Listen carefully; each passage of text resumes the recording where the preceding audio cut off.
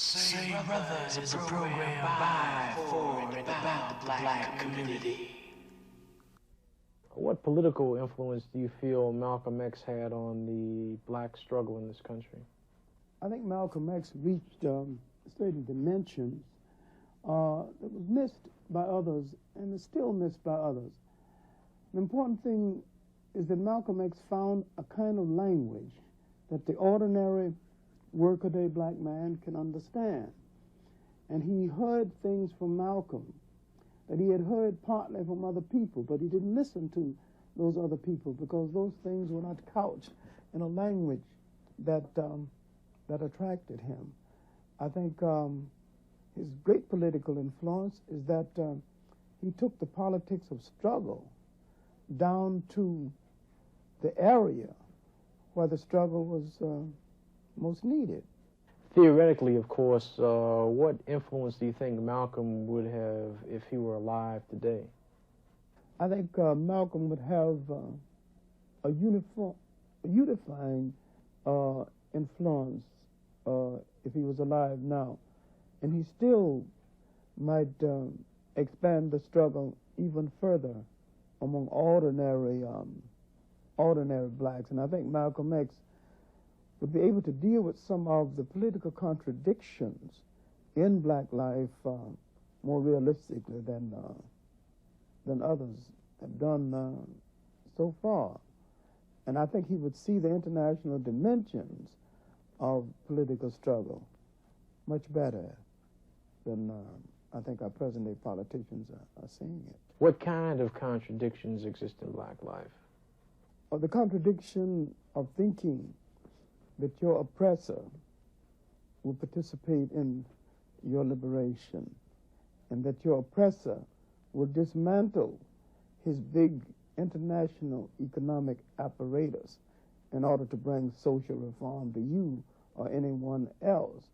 When he put up the apparatus with your labor and with your blood and used your labor as the seed money to erect the structure of capitalism, the whole economic system, because he had your labor. Then there 300 years free of charge. He's erected a worldwide economic system.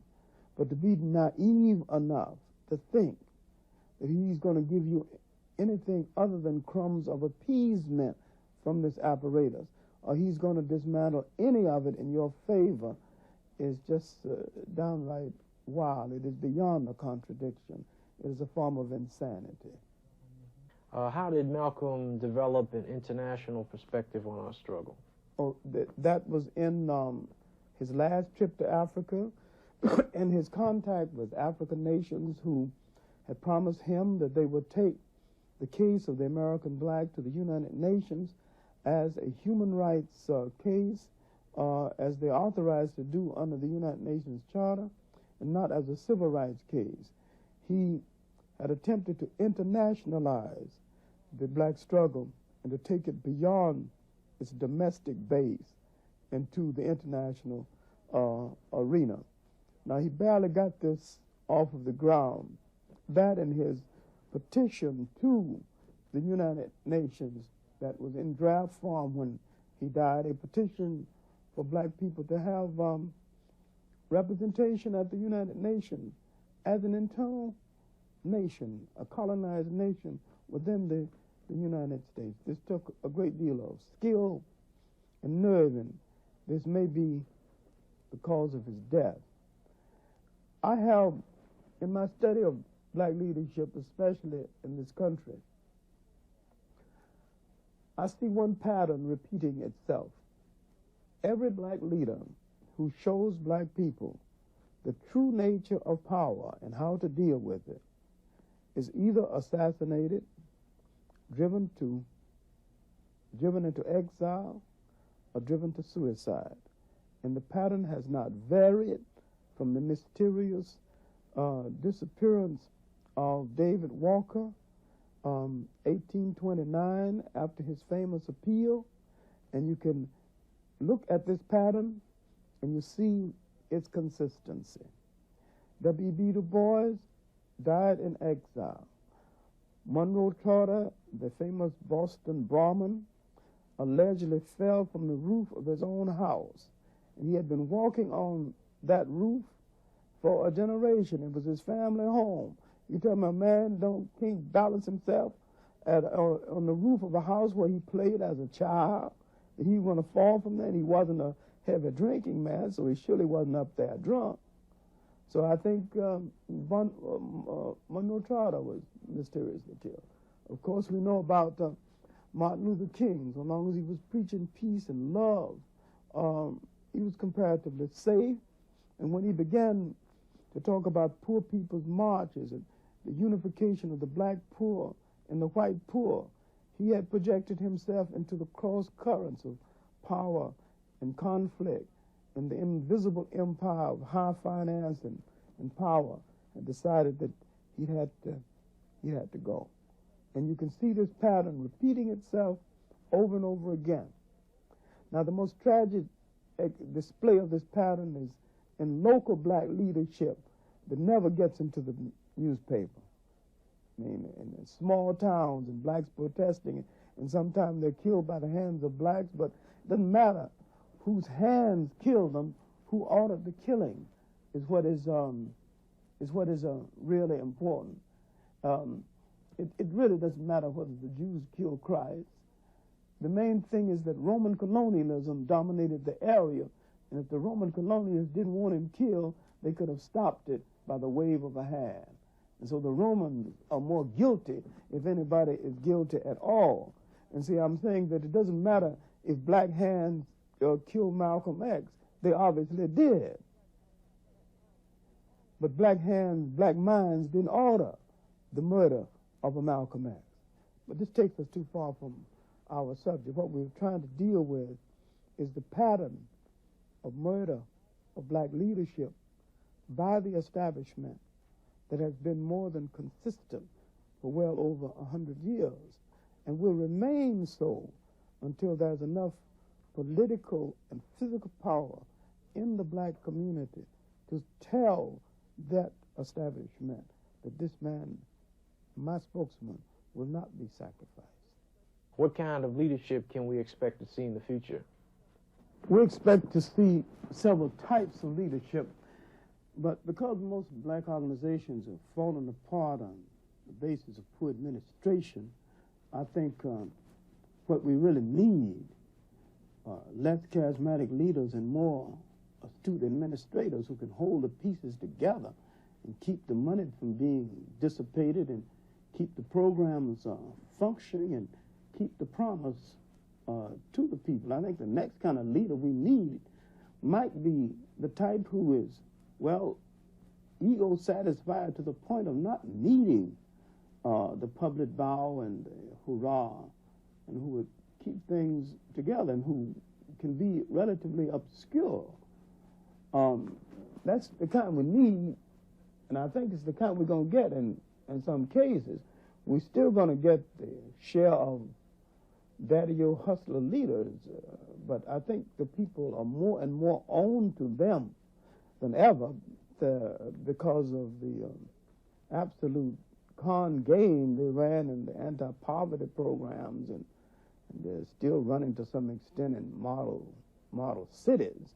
I think blacks are beginning to make a reassessment of this fast-talking, very articulate con man. And I think he's going to see him coming in the future and going to recognize more sincerity in people.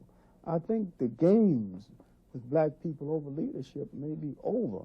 And I think it's over because they have awakened to the point of saying it's over. Where are blacks headed now politically? I think black people are at the crossroads politically, educationally, socially, and everything else. I think we are regrouping and looking for whole new directions. I think we're at a period when the charismatic leader may be over. We might be thinking over what caliber of leader we need in this next move forward. I think we're looking nationally and internationally, and I think we are beginning to catch on to the kinds of games that are being played on us both nationally and internationally. I think we're looking toward Africa more than we have ever looked before, and realizing that there's a job of cooperation that we can do there. And I think we are losing our fascination for the so-called American dream, because we're realizing that the dream wasn't dreamed for us, and the promise wasn't made to us. I think that we will reconsider Pan-Africanism in a different kind of way, other than the phraseology and the ceremony. We will understand the possibility of black people in this country going to Africa and helping in hospitals and building roads and some kind of a corporation. And I think we're going to take this thing beyond Pan-Africanism into a concept of African World Union. I mean, I feel rather good about the possibilities before us.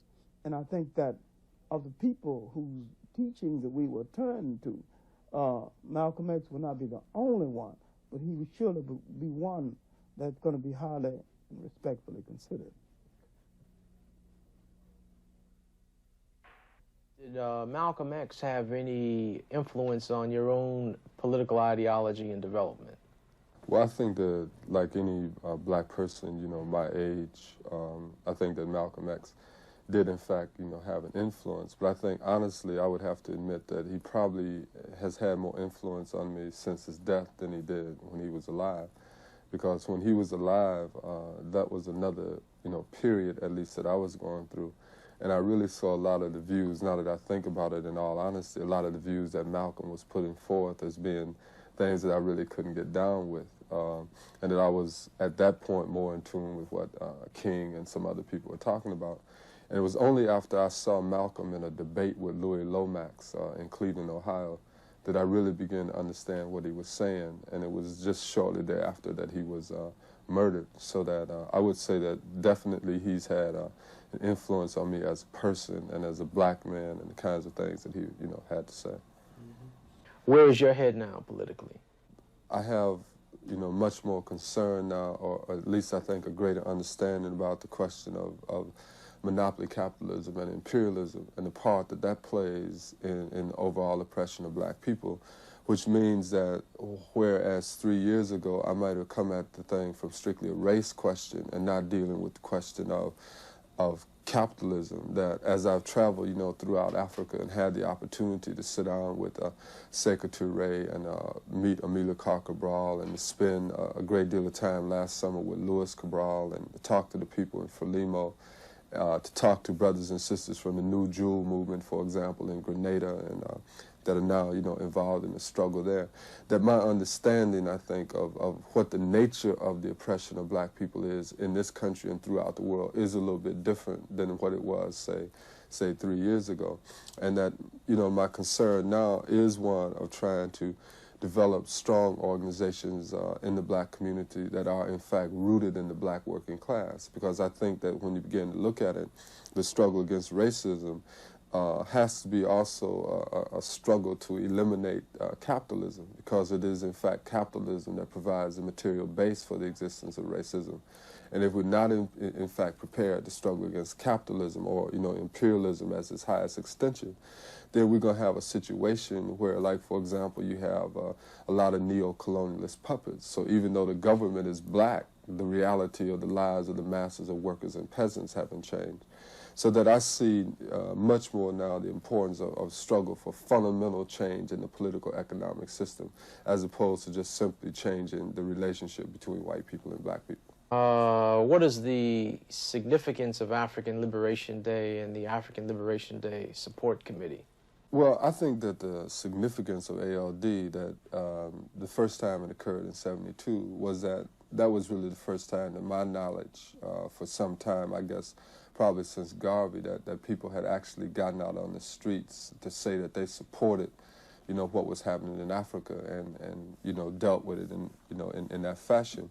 But I think that the significance of the committee beyond that demonstration is that people have begun to see that it's not only a question of demonstrating once a year, but it is a question of trying to build a type of committee that can support the struggles of black people in this country, as well as give concrete assistance to liberation movements.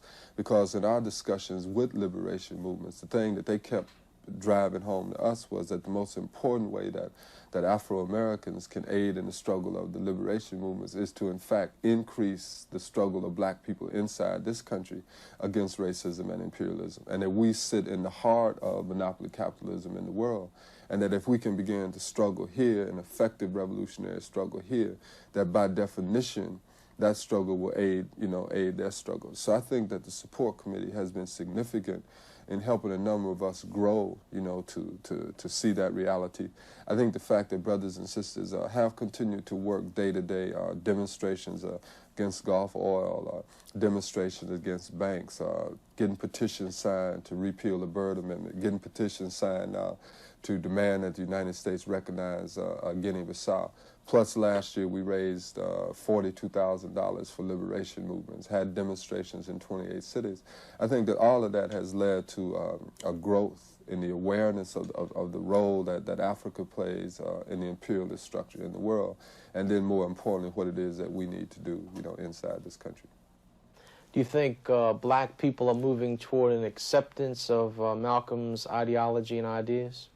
Well, see, I think that the couple things about Malcolm that people have to deal with. Number one, I think you have to consider Malcolm, in his historical context. Number two, I think you can't talk about Malcolm without also talking about, El-Hajj Muhammad in terms of the effect that, that the teacher had on the student, type of situation. So that in terms of a general acceptance of Malcolm's ideas, I would say that there are more people who generally accept his ideas. The problem is, though, that people will tend to accept his ideas and not apply them to the particular historical circumstance that they live in.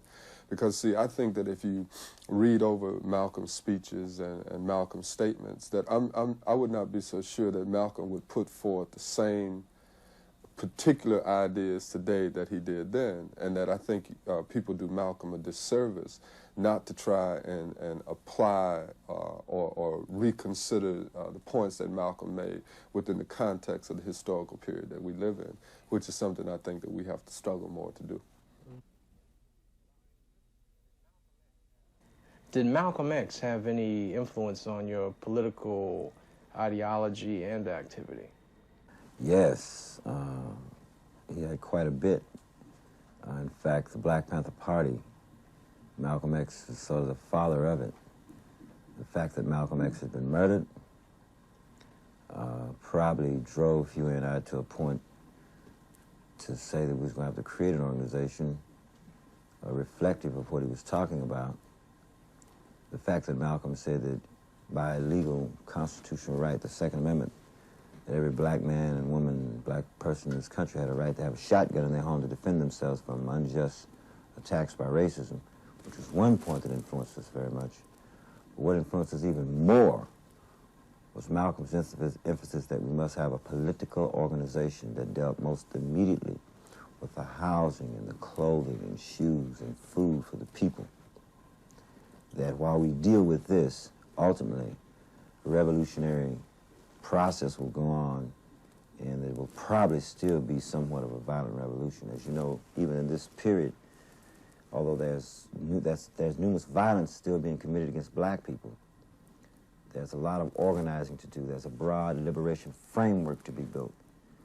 And this is one of the most, and this still goes on, this influence that Malcolm gave us, especially in the area of the political arena, talking about a political party. And that's why, that's essentially the basis by which we organize what we call a political party that would take a concrete stand, not only as men, as human beings, as strong women who are in the organizations, what have you, but also with concrete programs that really serve the basic interests, desires, and needs of the people, as also a means to help organize them more.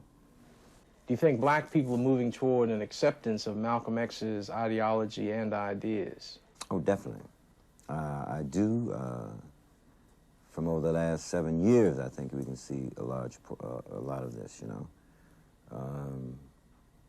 I think Malcolm's ideas were profound, in what he understood and what he tried to contribute, to the liberation of black people.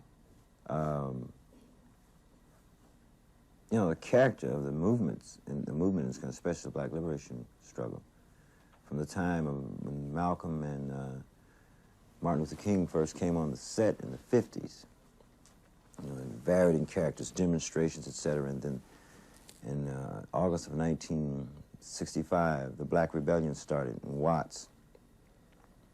And from there, we started looking around and we said, well, what was the next character? The character took on somewhat the battles, you know, organization. It wasn't only our organization who got caught in battles with the police who were attacking, you know. That took some part of the character while the anti-war movement was floating in between, etc., okay?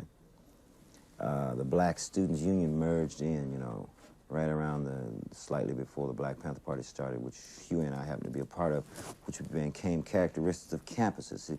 So you start looking at all these different variable aspects of the movement and trying to pinpoint their character developments, different types of characters of the movement, the liberation struggle develops.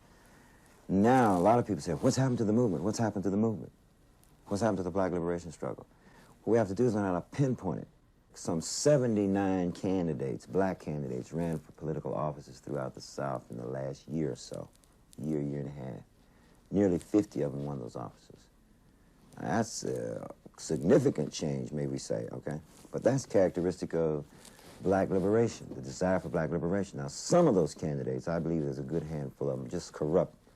But what I value in that is the masses of the Black people are voting block vote and voting in opposition to the racists. That's consciousness. I say yes, that they did accept a lot of Malcolm's ideas. Malcolm may not have, Malcolm said the ballot or the bullet. Did he not? You can see where we are, you know. His ideas, acceptable. Look at the people that used the ballot. Many of us, many of the masses of people respected the way we stood up and defended ourselves with the bullet at one stage of the struggle. Now it has a different character. What kind of changes has the party gone through since 1968? Now, those programs did directly aid in the ability of a political vehicle such as the party to be able to run an election and open as we did.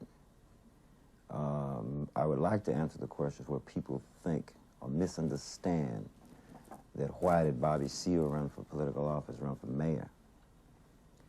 And Malcolm X said, by any means necessary, you know?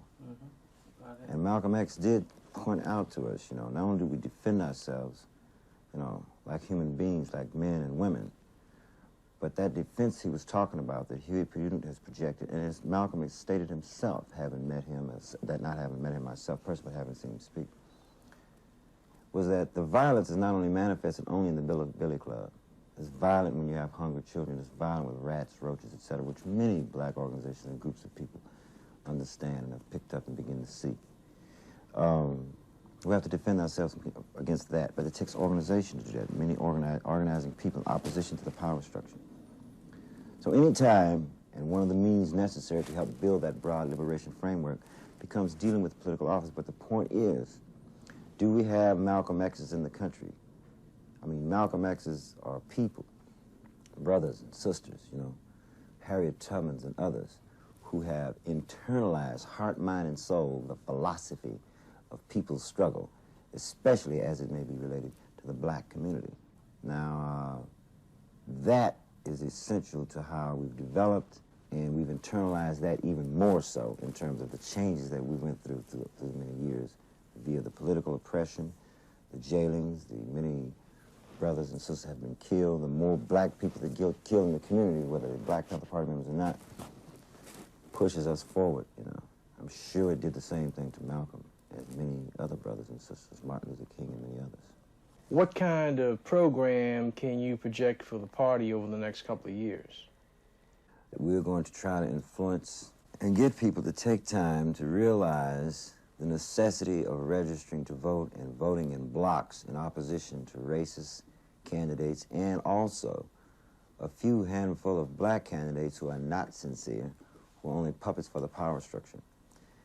And when we do get some good candidates in offices, that the people don't just assume that a Black candidate is going to be able to do everything. That community has to be behind him, because there's some candidates who were sincere but never had the real organizational backup from the community, you know, where they could really, you know, move the tax monies and the funds back into the direction or in the framework of what we call liberation. we're going to be involved in that as much as possible. And the more and more we get involved in that, trying to step by step add something to this framework, this liberation framework that I keep speaking of, we will also try to see to it that, or help get people to see, and they can get us to even see more, even better ways as we work together, how to transform, as I mentioned earlier, certain institutionalized functions, such as the offices of the vice president and the president. I mean, from the time that that thing was set up, that system was set up in this country, it was set up so that no one could become a king.